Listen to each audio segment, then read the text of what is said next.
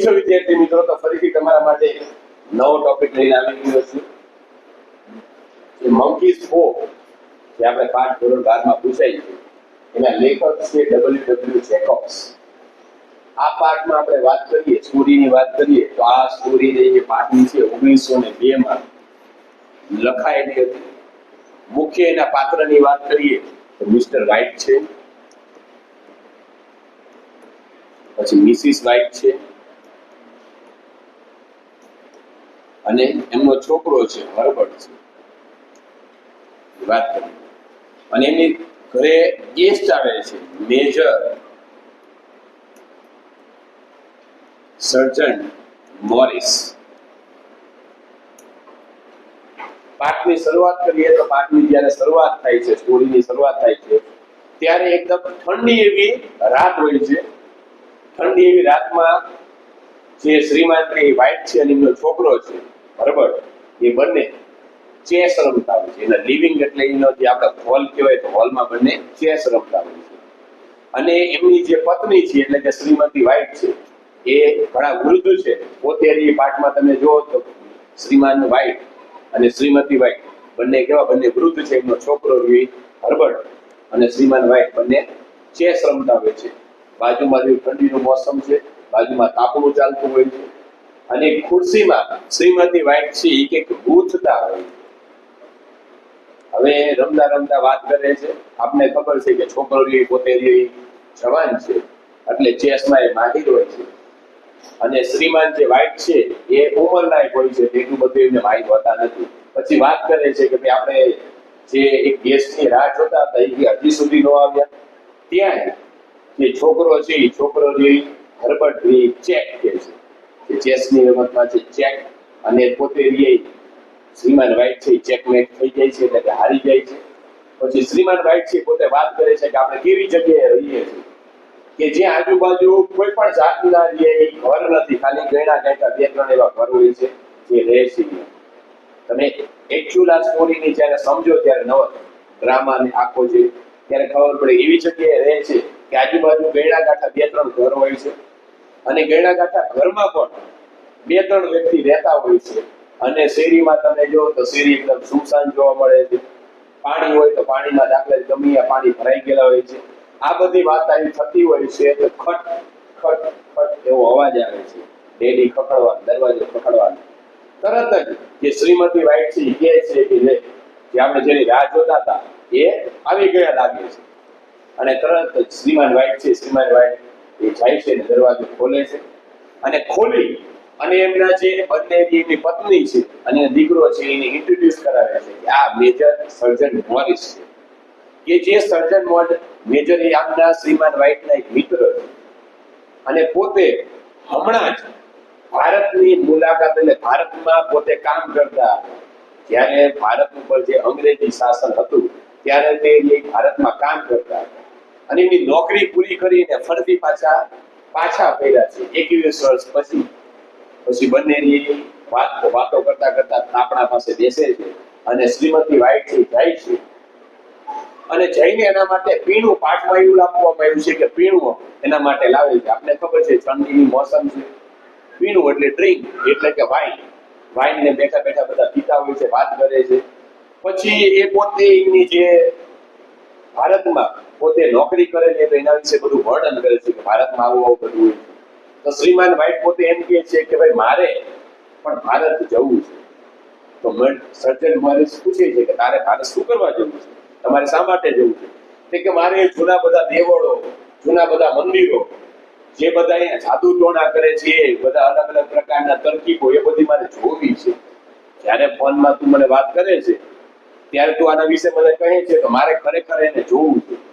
પછી અચાનક જ વાત કરે છે કે તે ફોનમાં તમે મને વાત કરતા હતા કે ઓલા વાંદરાના સુકાઈ ગયેલા પંજા વિશે, કે શું હતી કે લાયા છો કે નહીં એમ વાત કરે. તો તરત જ આ વાતની જાણ છે એ શ્રીમતી જે છે, શ્રીમતી વ્હાઇટ, એને ખબર હોતી નથી કે વાંદરાનો પંજો. પછી શ્રીમાન વ્હાઇટ છે એ શ્રીમાન વ્હાઇટ મેજર સર્જન મોરિસ છે એ પોતાના ખીચામાંથી કાઢે તો જોયો તો વાંદરાનો પંજો એકદમ સુકાઈ ગયો હોય, એકદમ કરચલી પડેલો, ખાલી આટલો જ હાથ હોય વાંદરાનો પંજો. અને વાત કરે છે કે એક પવિત્ર એવા ફકીર હતા.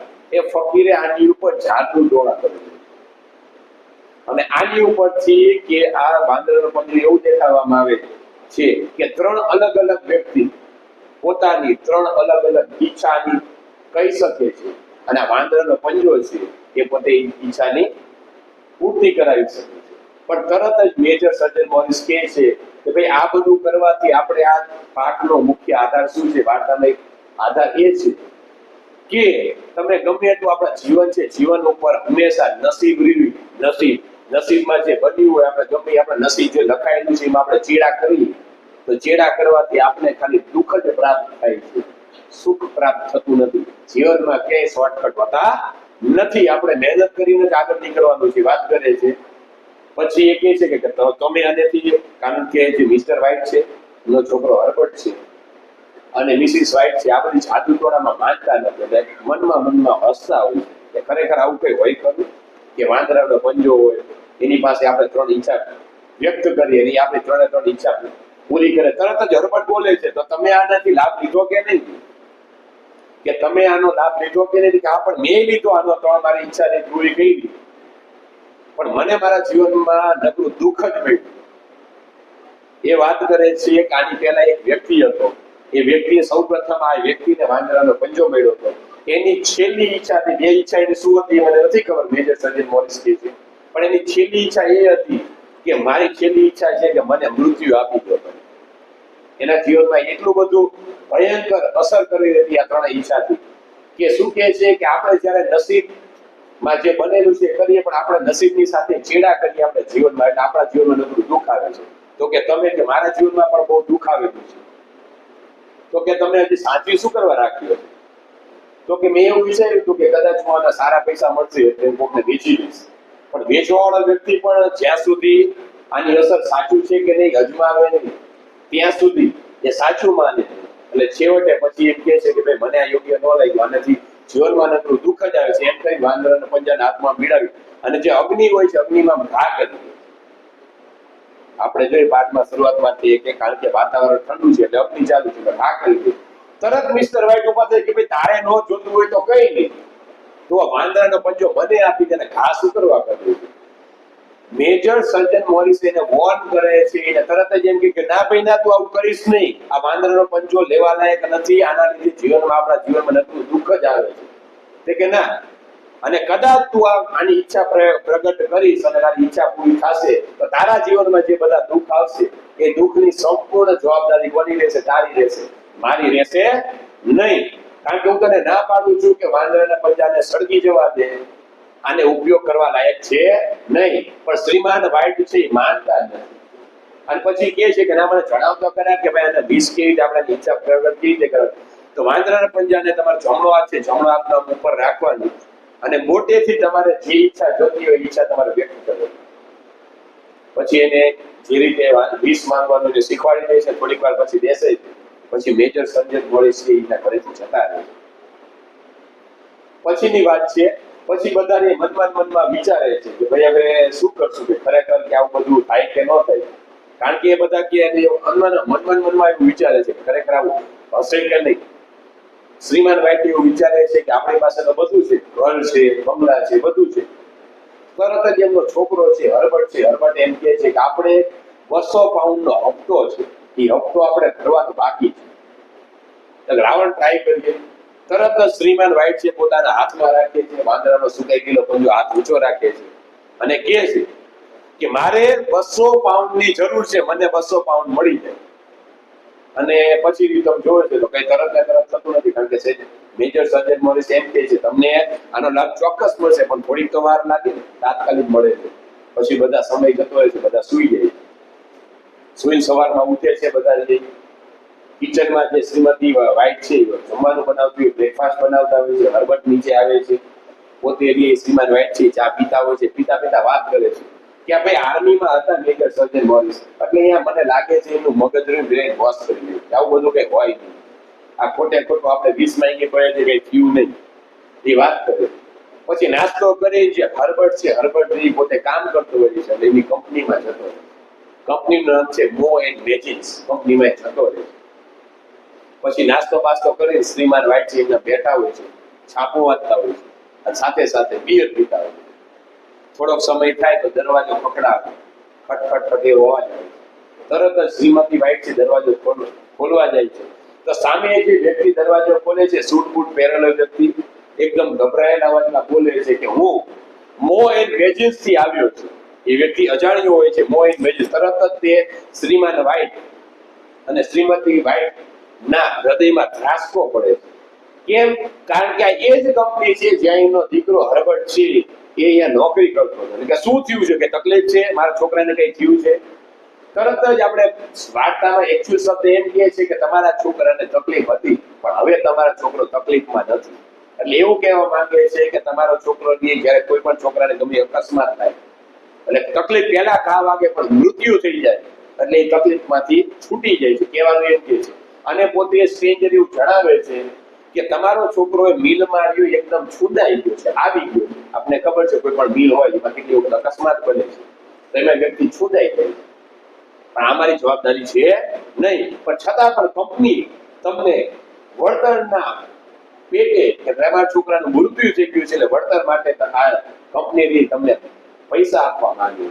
તરત જ શ્રીમાન વ્હાઈટ પૂછે છે કેટલા પૈસા? તો કે 200 પાઉન્ડ. પછી એ જતો રહે છે, પગડી હાથમાં આપે છે અને જતો રહે છે. અને તરત જ શ્રીમાન વ્હાઈટ છે એને તરત જ ખબર પડી જાય છે કે મેં જે મારી 20 માંગેલી ઈચ્છા વ્યક્ત કરેલી હતી એ મારી ઈચ્છા 200 પાઉન્ડ તો મને મળી ગયા પણ મારા છોકરાના જીવના ભોગે મને મળેલા છે. મને મેજર સર્જન મોરિસે ચેત્યો હતો કે ભાઈ તું આવું બધું ના કરીશ, છતાં પણ એને આવું કર્યું અને એને એ 200 પાઉન્ડ મળી ગયા પણ 200 પાઉન્ડ એના છોકરાના જીવના વળતર પેટે મળ્યા છે. પછી એના ઘરથી થોડું 200 માઇલ દૂર છે ત્યાં એના છોકરાને દાટી દે છે. એકદમ વાતાવરણ એકદમ ગંભીર થઈ જાય છે.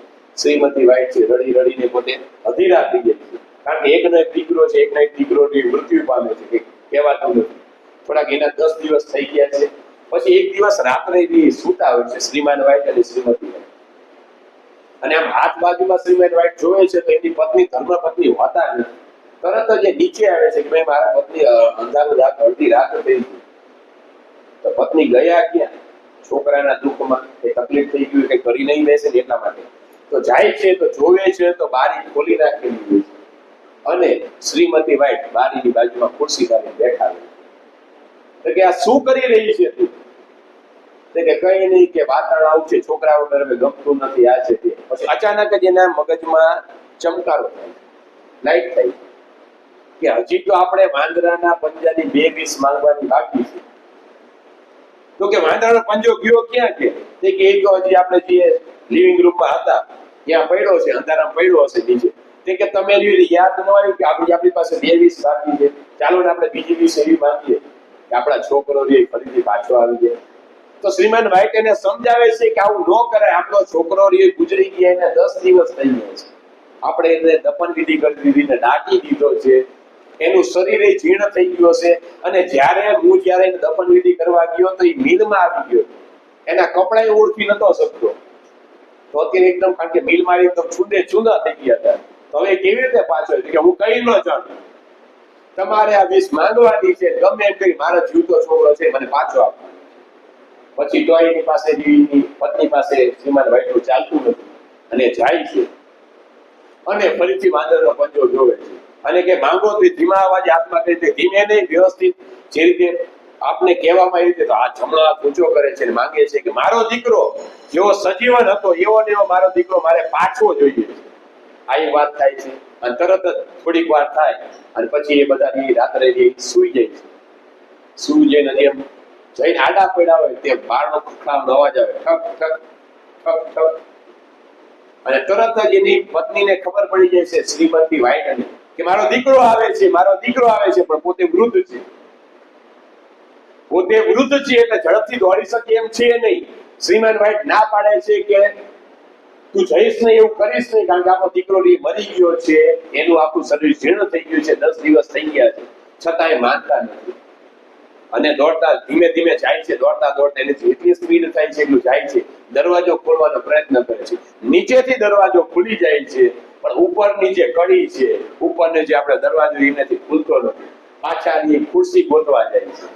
ખુરશી ગોતીને ઉપાડી શકતા નથી કારણ કે પોતે વૃદ્ધ છે, અશક્ત છે. ઘસડીને ખુરશી લઈને દરવાજામાં મૂકે છે, ખોલવાનો પ્રયત્ન કરે છે અને તરત જ શ્રીમાન વ્હાઈટને ખબર પડી જાય છે કે જો એ ફરીથી પાછો આવી જશે તો એક વખત તો આટલું બધું મારા જીવનમાં નુકસાન થઈ ગયું છે, ફરીથી કંઈક વધારે નુકસાન થશે તો, અને તરત આમ તેમ ગોતે છે અને ફરીથી એ હાથમાં પંજો લે છે. હાથમાં પંજો લઈને ત્રીજી વીસ માંગે છે કે દરવાજાની પેલી પાર જે પણ વસ્તુ હોય, મારો દીકરો હોય કે કઈ પણ વસ્તુ એ હતું ને અહીંયા પાછું જતું રહે, મારે જોતું નથી. અને તરત જ શ્રીમંતી વ્હાઈટ જ્યારે દરવાજો ખોલે છે તો જોવે છે તો બારણાની પાછળ કોઈ કઈ હોતું નથી. આ સ્ટોરીનો એક જ તાત્પર્ય છે કે જીવનમાં ગમે ત્યાં કોઈ દિવસ સફળતા આપણે જોતી હોય તો સફળતામાં કોઈ પણ જીવનમાં ક્યાંય કોઈ દિવસ એ શોર્ટકટ હોતો નથી. કોઈ તમને એવું ન કરશે કે આવી વસ્તુ છે એનાથી આવું થાય, આવી વસ્તુ આનાથી. એટલે આપણે આપણા નસીબના, આપણે આપણા કાર્યમાં જે થતું હોય મહેનત કરીને જ બધું ફળ લેવાની કોશિશ કરવાની છે, ક્યાંય કોઈ દિવસ ચેડા કરવાના નથી. અને જો તમે તમારા જીવનમાં ગમે આડી રીતે શોર્ટકટ કરી અને ચેડા કરશો તો તમારા જીવનમાં માત્ર દુઃખ અને દુઃખ જ આવશે. આ આખી સ્ટોરીની વાર્તા. Thank you very much.